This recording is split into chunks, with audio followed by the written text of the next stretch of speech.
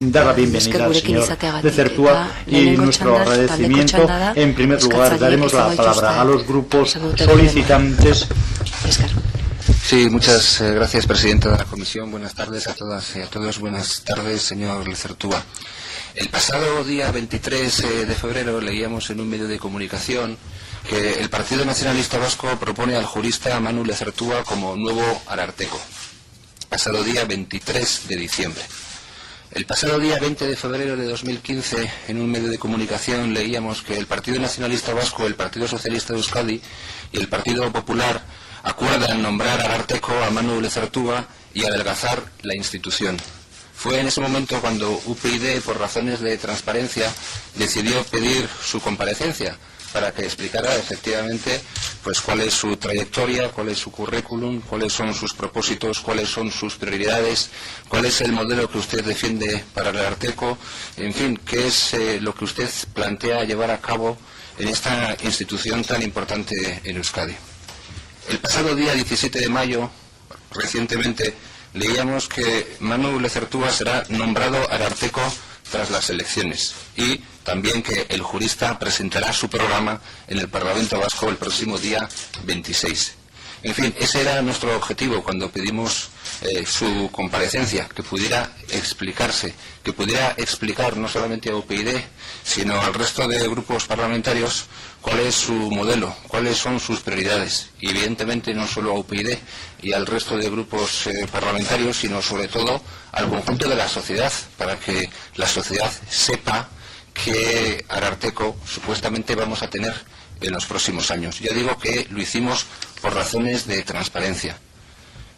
A nosotros, a mí mismo, me parecía que lo más razonable es que hubieran sido esos partidos políticos, el Partido Nacionalista Vasco, el Partido Socialista de Euskadi y el Partido Popular, quienes hubieran pedido su comparecencia, o incluso que usted mismo hubiera pedido su comparecencia para tener esa oportunidad de explicar a todos los grupos y tratar de convencer a todos los grupos en su conjunto sobre las razones para que usted pueda ser ararteko en los próximos años. El objetivo, por lo tanto, es, en fin, no votar próximamente a ciegas y que el conjunto de la sociedad le conozca a usted. Por lo tanto, que conozca su trayectoria, que conozca su currículum, que conozcan sus méritos, que conozcan su programa, que conozcan sus prioridades y que conozcan también pues el modelo para la institución.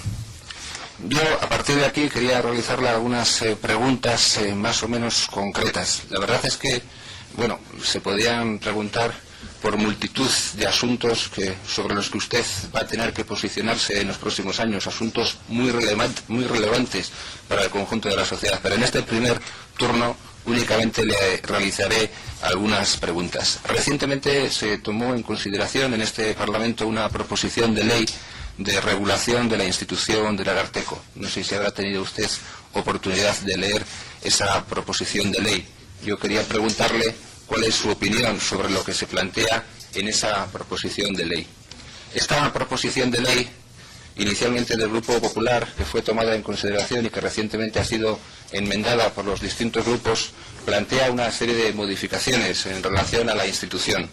La elección directa por el Parlamento Vasco de la persona que ocupe la adjuntía, con igual procedimiento que el requerido para el ararteko.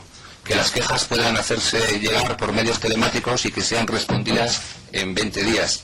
Y plantea también, entre otras, que sea el Parlamento quien apruebe el reglamento interno del organismo, hasta ahora una competencia exclusiva del ararteko. Quería preguntarle sobre este asunto o estas medidas, cuál es su opinión en relación a estas cuestiones.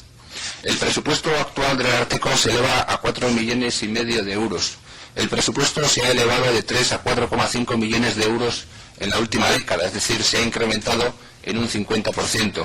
La plantilla se ha incrementado durante la última década un 25%, ha pasado de 40 a 50 trabajadores. También quería preguntarle qué le parecen estos datos y cuál es su posición y su opinión en relación a estas cuestiones. El ararteko es a día de hoy aforado.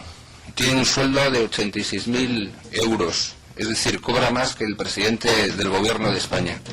El sueldo de otros trabajadores de la institución es también muy elevado. El Ararteko, según nuestros datos, tiene 31 asesores y el personal de confianza, que incluye un chofer, supera a los 15 funcionarios. Quería preguntarle qué le parece todo esto, si le parece razonable, si usted sería partidario de llevar algún cambio y, en concreto, qué cambios considera usted que habría que llevar a cabo a iniciativa suya o a iniciativa del Parlamento. El Ararteko, a día de hoy, elabora informes extraordinarios, redacta recomendaciones generales, realiza estudios y mantiene múltiples reuniones con asociaciones y administraciones. El Ararteko, o el ex-Ararteko, ha venido pronunciándose en las últimas semanas que el trabajo es extraordinario y que ni siquiera con los empleados que tiene actualmente la institución, en fin, puede llevarse a cabo todo ese trabajo, porque ese trabajo se va incrementando, al parecer, año tras año. Yo quería preguntarle si considera que es necesario que esta institución elabore informes extraordinarios o redacte recomendaciones generales, o que, en fin, elabore tantos informes extraordinarios o que redacte tantas recomendaciones generales. Quizás tendría que acotar más su función, quizás debería dedicarse a menos cosas, ¿no? En fin, yo le pregunto también por esto, si quizás el objetivo sería tratar de abarcar menos funciones y tratar de realizar menos trabajo y quizás hacerlo mejor, o dedicarse a asuntos que pueden ser más sensibles para el conjunto de la sociedad.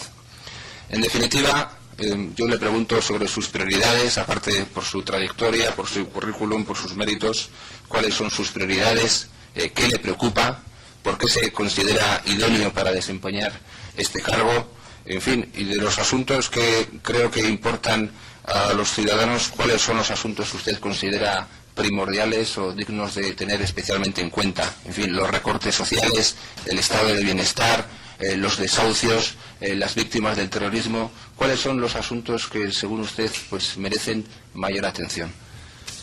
Por todo esto le pregunto. Tengo más preguntas, pero quizás en el segundo turno podríamos concretar algunas otras. Ya digo, el objetivo es no votar a ciegas, como se ha hecho en otros casos, ¿no?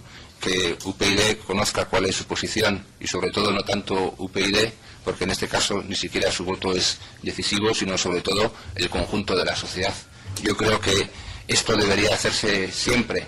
Si no se hace esto, yo entiendo que estaríamos o podríamos estar ante una especie de pacto secreto o pacto opaco entre algunos partidos políticos para nombrarle a usted. Y yo no estoy de acuerdo con esta forma de proceder. Lo razonable es que cuando se trata de elegir a una persona para un cargo tan importante como esta persona sea presentada en el Parlamento Vasco, que tenga la oportunidad de explicar qué es lo que piensa hacer, y a partir de ahí los grupos políticos evidentemente puedan realizar los comentarios y las preguntas que consideren, y a partir de ahí emitir lógicamente su voto. En fin, esto es lo que yo quería plantear en la comparecencia de hoy. Muchas gracias.